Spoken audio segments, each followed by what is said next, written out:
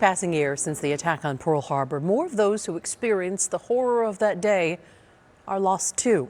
But as ABC 15's Courtney Holmes shows us, one Valley veteran and now his family have made sure his story doesn't fade. Nelson Mitchell Jr. is believed to be one of the last black survivors of the bombing at Pearl Harbor. It's a story he proudly shared with his community while he was living.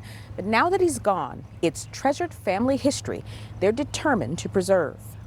So this photograph was most likely taken aboard the first ship that N.G. Mitchell Jr. was on before the bombing of Pearl Harbor.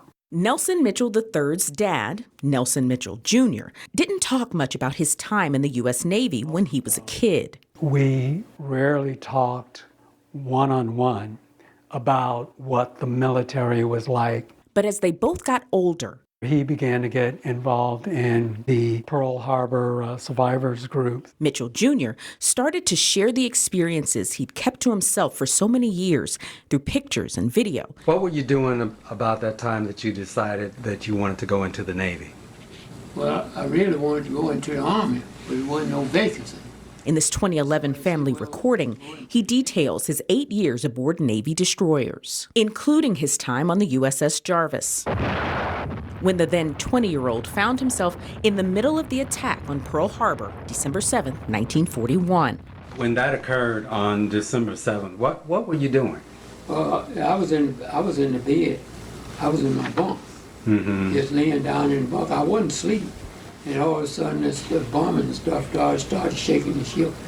Moored just across from the USS Arizona, as his day was beginning, so was the bombing.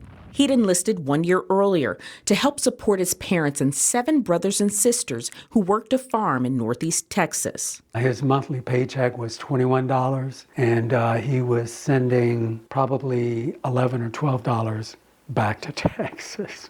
During the attack, the Jarvis had been spared the worst. Some guys only got shrapnel. So they got to work looking for the Japanese. On the Jarvis, we patrolled out to sea, and I've got the life jacket on, and I kept that life jacket on day and night. You didn't pull it off.